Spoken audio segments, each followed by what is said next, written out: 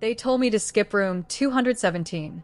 The words were casual at the desk, as if a secret had been left by a previous guest.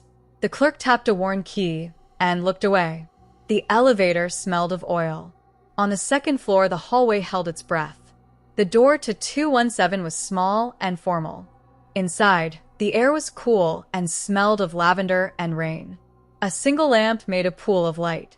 The bed was made with a neatness that felt like a small ritual. An armchair faced the window where the curtains hung like folded hands. I placed my recorder on the dresser. I had come for a story I could explain. I wanted evidence, not ghosts. I told myself that often because it steadied me. At dusk, the hotel softened into a quiet animal. The radiator clunked. Through the thin curtains, lamps from other buildings winked like distant ships. Around midnight, the recorder caught something thin and close. Knocks at the wall, 3 soft taps, then 2, then nothing. The pattern felt like counting. I pressed my ear to the wood and heard my pulse step into the room like a stranger. Between the knocks came a whisper, so gentle it could have been imagination. Wait. The maid who cleaned the East Wing told me a short story, with small eyes. Years before, she said, a woman had checked into 217 and waited for someone who never returned. The woman sat in the armchair by the window and watched the road. People left flowers at the desk and moved on. She waited, the maid said. And after that, the room kept her waiting. That night, I returned with the recorder and a small lamp. I spoke into the dark because silence fills itself. If you are here, I said, tell me your name. The lamp bobbed. The radio, a relic on the dresser, crackled to life. A voice, older than the machine, answered from the static. He promised, it said. He promised and did not come back. The room felt alive in the way old houses do when you leave a window open, a tiny wind of memory moving curtains, a shadow turning. The armchair creaked like someone adjusting after a long wait. I imagined a man in a raincoat, hat in hand, making his way down a road and thinking the hotel would keep the one he left behind warm. He did not return. The waiting settled into the wallpaper.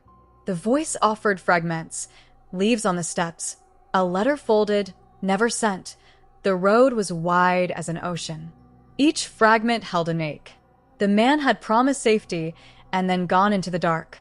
The woman turned a postcard over and over. Waiting became her map. Soon the knocks formed a new rhythm.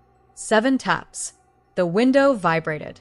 Against the glass, a shape appeared, a pale suggestion of a face, as if memory had pressed itself to the other side. The lamp hummed, and the room smelled briefly of lemon and cigarettes. The recorder caught a breath and the scrape of a hat. Then the door opened, slow and precise.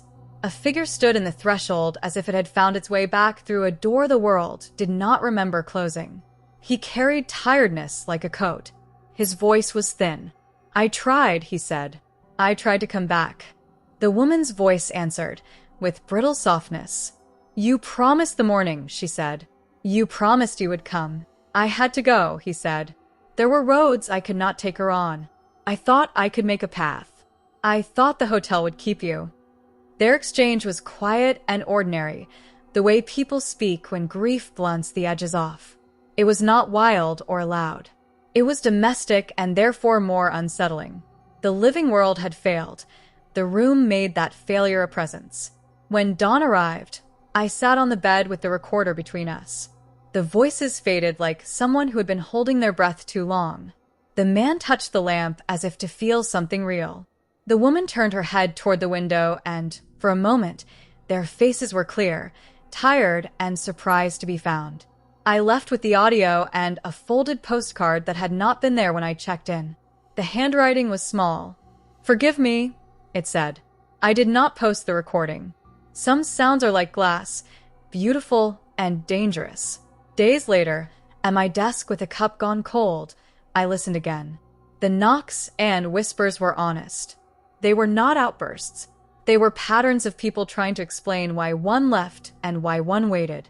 Hauntings, I realized, are often the body of a promise left unpaid. I still think of room 217 when I hear a window rattle.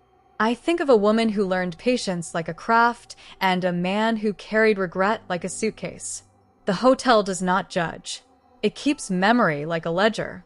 The haunting is less menace than memorial. If you cross those corridors at dusk, listen. You may hear counting on the walls. You may smell lavender with something sharper beneath. Do not expect to scream. Expect the small human sounds of waiting, a chair settling, a postcard turned, a voice saying the name of someone who meant the world. In room 217, the past wants only to be held again. I tell this not to frighten. I tell it because promises shape rooms, and rooms shape the people who pass through them. We leave pieces of ourselves behind without meaning to. Sometimes those pieces are grief or regret. Sometimes they are small mercies. I learned to watch how memory sits in a place and grows weight. We owe attention to the small hauntings. They are the gentle warnings that we belong to each other in ways we forget until the silence explains it back to us.